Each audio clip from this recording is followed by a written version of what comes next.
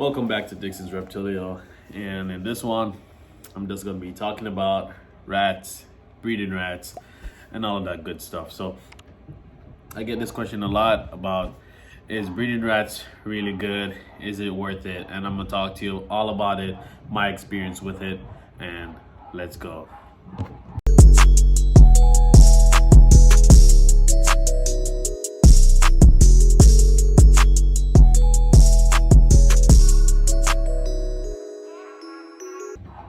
So to start off with it, I'm a little stuffy. I have allergies acting up right now, so I'm so very sorry for how I sound right now. I hope it's not too bad and you can still hear me.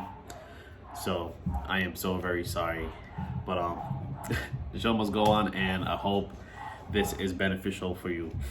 But yeah, so the first thing I can say for any snake keeper or breeder out there, that if you have a small collection or anything at all, if you can get your very own collection to stick with ASFs, that's the best thing.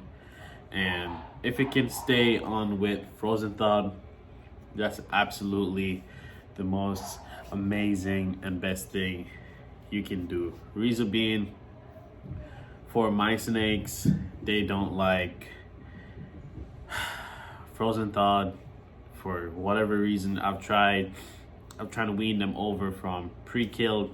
Sometimes they'll take the pre-killed, but then other times they'll refuse it. The longest I've transitioned from like the live to the pre-killed, then they transition back to the live, is a good month. They took the pre-killed, and then they just completely would not take the pre-killed, and I had to go back to live. So that's why I just started breeding. So pretty much let me just start from the very beginning. So pretty much starting out, I had my very first ball. He was on live, got him all the way up to frozen thawed, good to go. I had two more, which was pretty much Ivory and Echo. Everyone was on frozen thawed until Ivory got off food for 1 week, and I'm like, whoa, what the hell? So I got live for her. Then after that, I got Chome. And Chome just would not take frozen thawed for anything, and this went up to 3 weeks, and I just couldn't do it.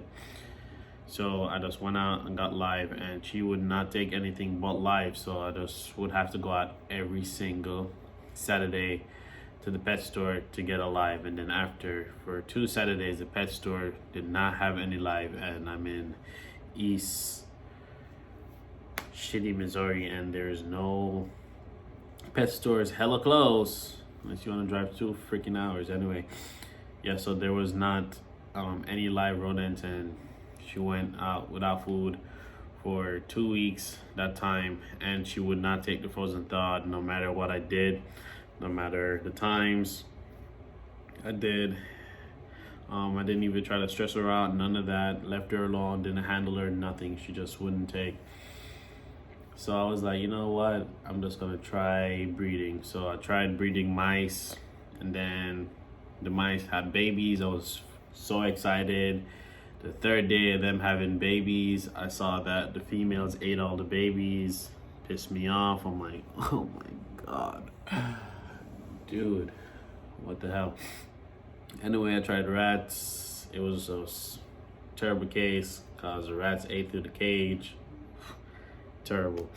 Anyways, fast forwarding, I could only get, around this time I had 8 snakes. I could only get 5 of them to eat frozen thawed, and everyone else would only get live. So I would be going out and getting live, and then most of the other frozen thawed rodents would be being spoiled, and I'm not gonna feed my snakes for spoiled rodents. That's very bad for them. Please don't do that.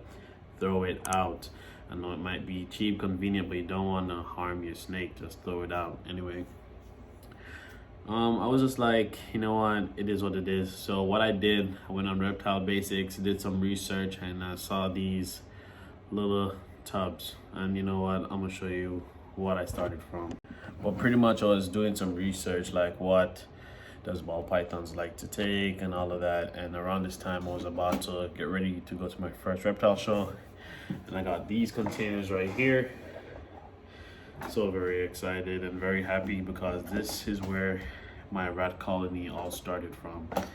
And I can say at reptile show I got ASFs, and I will never forget, I got 4 females and 1 male, and those 4 females pushed out over 32 babies, one go from that 1 female.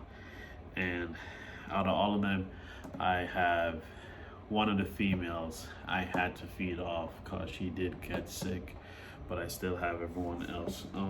Well, just to show you the ASF, this is just a baby. I'll handle ASFs, they're much nicer than rats. Again, ASFs are hella cool. Rats, on the other hand, I do not like rats at all. I do breed rats also, and I'll talk a little bit into that. But yes, this is what I started with, and this is completely fine. These are pretty cheap. When I picked these up, these were on sale because I guess they were running out. So I did pick these up for 32 bucks, and they were selling them in bulk. But around that time I only had a budget, so I got 2 tubs, and it worked out because they had so much babies that I split them up, and the babies was just doing well and everything.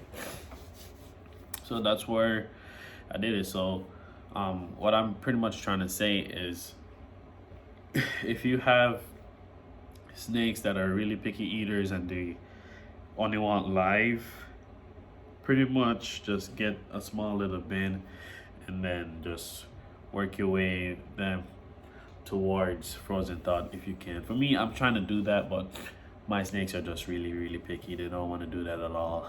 They don't want to do it at all. That's why I just started to breed overall, and it's good to go, you know what I mean? It's good to go.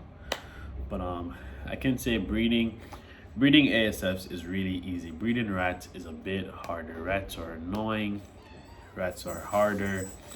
Rats are really picky and just annoying and nasty and always trying to chew through everything and escape. And you just have to have a really good tolerance to deal with them if you're really gonna like deal with them to breed them. That's what I gotta say, honestly. But like, truly, that's how you gotta do it. But if you're starting out small, get yourself some ASFs and they will push out. I can say the quickest these guys, when I got them pushed out for me, was a good month and a half, I can say. And yeah, I can say they pushed out, and they pushed out healthy babies. The male was with them when the female was giving birth. No fights, everyone was good, and they did well. And even with them in my rack system now, the males is with them and there's no fights, none of that. They're still good to go. So pretty awesome. But pretty much what I'm trying to say is, if your rats take frozen thawed, do frozen thawed. But if your rodents, well, not rodents, if your rats take live rodents, then do live. Live isn't too hard.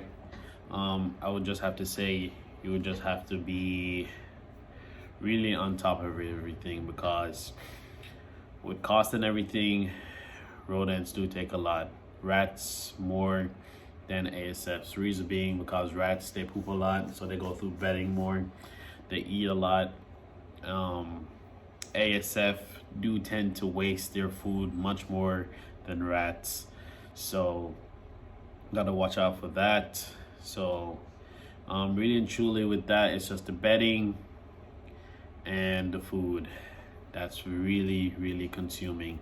And then, you know, you have to change them out of where they're at with all that. So that's time consuming too, because if you keep them in that, they're gonna start eating the poop and they're gonna get sick, and then everyone's gonna get sick. And if you're feeding sick rats to your snakes can potentially get sick, and then that's a vet bill. There's a whole bad case. So you don't want that on your hands. So you're gonna want to switch out everything and all that. So you just want to make sure you mitigate it. But to pretty much wean your snakes over to frozen thawed, you're just gonna have to do live, then slowly do pre-killed, then after pre-killed do frozen thawed. You know, just slowly work the process. For me, in the future, what I want to do, I want to pretty much set up a tub where I can just gas my rodents, and then after that I can do frozen thawed. So stay tuned for that. And yeah, pretty much hopes this helps because I'm telling you, I wish my snakes took frozen thawed. I really do, but it's okay, because when you're breeding your ball pythons, most baby snakes only take live. So it's a win-lose situation, you know what I mean? But thank you for joining, and I'll see you next time.